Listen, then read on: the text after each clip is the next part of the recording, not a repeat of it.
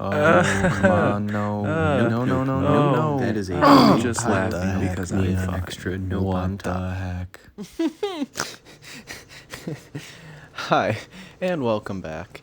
I am sure you are all excited to see the conclusion of the Merchant of Praven questline. We will be reaching that climax in this episode. So let's visit him in the tavern. Where are you? Well, my brother is home safe. I'm not sure what to do with him. Maybe pack him off to a university outside Calradia. That way, if he gets knocked on the head in a street brawl, no one can say it's my fault. But that's not your problem. Here's the rest of your reward. It was well earned. Money's most welcome, and I'm glad to have been of service. Good. Now, you interested in making some more? Possibly. What do you need? Remember how I told you that the bandits had an ally inside the walls? I think I know who it is. The captain of the watch. No less. Some months ago, this captain, seeing the amount of profit some merchants were making from trade across the frontiers, decided to borrow some money to sponsor a caravan. Unfortunately, like many who are new to commerce, he failed to realize that great profit only comes with great risk.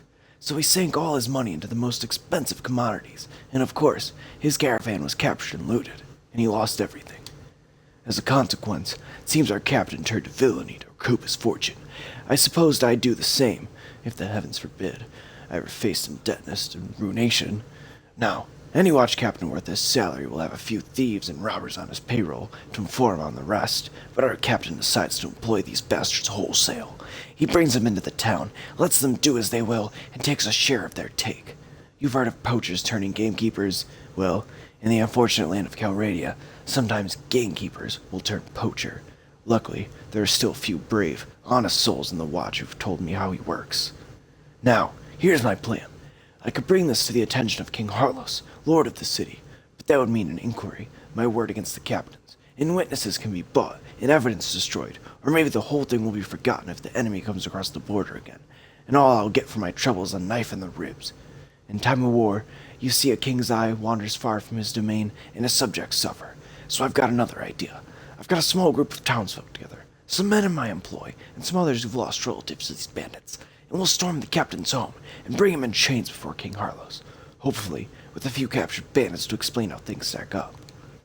All I need now is someone to lead my little army into battle, and I can't think of anyone better than you. So, what do you say? How do I know that you're telling me the truth? Oh, well, I suppose it's possible that I found a dozen bandits who were willing to give me their lives to give a passing stranger a false impression of life in old Praven. Well, I guess you can't really know if my word is good, but I reckon you've learned by now that my money is good, and there's another 100 dinars, or maybe a bit more, that's waiting for you if you'll do me this last little favor. So what do you say? Alright, I'll lead you, man. I'm sorry, this is too much, too fast. I need to think. I don't know if that, cancels the quest, but I'm ready. Actually, I think this literally just, starts the quest. I'm ready.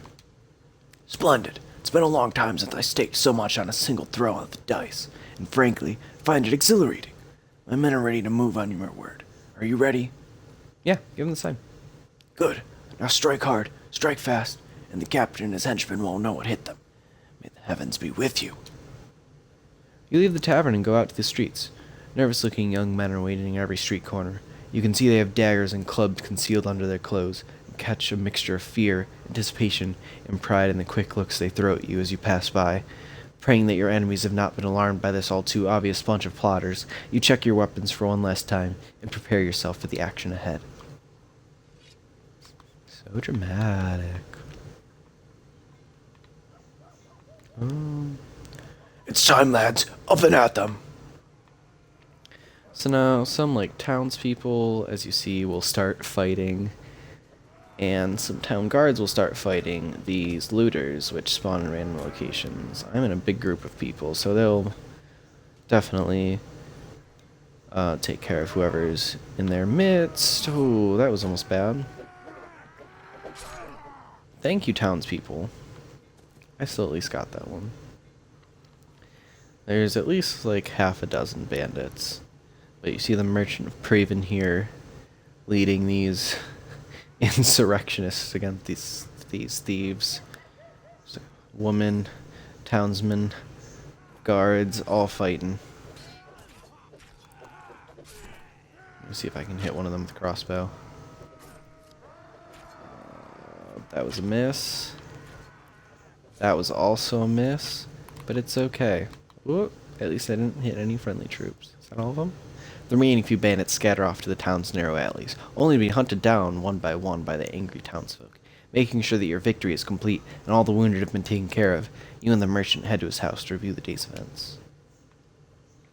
So again, back in his house, and this is, I guess, yeah, this is the last time you'll be in here. So if you wanted to look around, this is your last chance. Again, each merchant, each town, it's technically the same quest, but slightly different location, slightly different, you could run into different types of enemies, you could run into different lords, all sorts of different stuff can happen. It's a very randomized game, and it makes each playthrough unique. But let's conclude this quest with the Merchant of Praven. Well done. I heard you accounted for one or two of the bastards, and you're still on your feet. You can't ask for a better outcome of a battle than that. Unfortunately, about 6 of my lads got themselves wounded. I should go look on them. Ah, well, I'm proud to have done my bit along with the rest. The heavens alone grant us victory. Glad to see that you're alive, too. Yes, yes. Now a couple of my boys have the watch captain pinned down in a back room with a knife at his throat. I'll need to go drag him before King Harlos and explain that this breach of the peace is all about. You don't need to be part of that, though. I'll tell you what. If all goes well, I'll meet you in the tavern again shortly and let you know how it all came out. If you don't see me in the tavern, but instead see my head on a spike over the city gate, I'll assume you know enough to stay out of town for a while and forget this whole episode ever happened. So, hopefully we'll meet again. And that's the last time you talked to him in his house. Is he immediately in the tavern? He's in the tavern right now. Let's see what he says. Ah, he's right. Things didn't go so well as I'd hoped. King Harlos couldn't quite find it in him to overlook my little breach of the peace. Oh, he's grateful enough that I got rid of his crooked captain. A guard who will let in bandits will let in an enemy army. The price is right.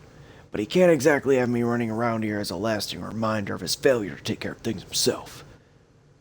That hardly seems fair. Fair? This is Go Radio, my boy. Kings do what they will, and the rest of us do as they must. He didn't string me up, and instead gave me time to sell my properties. He even put in a word with the other merchants that the best pay me a fair price, too. That's gracious enough as kings go. But he's a weak king, as they all are here, and weak kings must always look to their authority first. In just a second. I suppose I'd do the same in his shoes. Anyway, I wouldn't go rubbing your part in this affair in King Harlos's face. But he's taken note of you and decided that you're not worth hanging, and that's something to which I'll raise a glass any day of the week. He might even have work for you further down the road. Or you could sell your sword to one of his competitors. Anyway, I hope you've learned a bit about what it'll take to stay alive in this troubled land, and I suspect that the money you've earned won't go to waste. Good luck. I'm preparing to leave town in a short while. It's been an honor to know you. Good luck. And that's the last you see of the Merchant of Praven. A sad ending to an interesting character, I guess. And that is basically the end of the storyline of Mountain Blade. From here, it is basically all free roam. The Merchant of Praven said it best himself. I can either find quests with the king of this town I am at, or look to his competitors. And let's look at his competitors. Here we have the Kingdom of Swadia, this orange land. Orange-colored land. It spreads across this wide plains valley in the center of the map, all the way from Praven to Dirham. You see are the main cities, the bolded ones. The smaller ones are villages, and then you see the castles which defend large amounts of land. Here you have the Kingdom of Nords, which hails along the northern coast and encompasses the city of Tyr, Soggoth, and Verchig. And here to the west of them, I guess I should turn the map around. I guess this is technically geographically north, but I was accustomed to the map the other way. I guess I'll play with it geographically north as much as I can.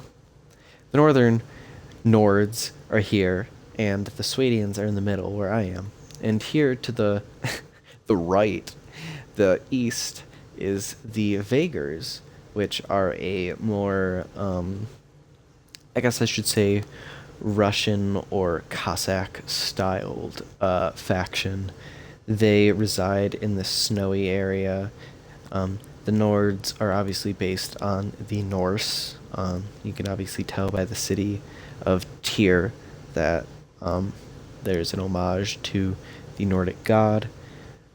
Here is the highland steppes and plains of the Kurgat Khanat, the Mongolian and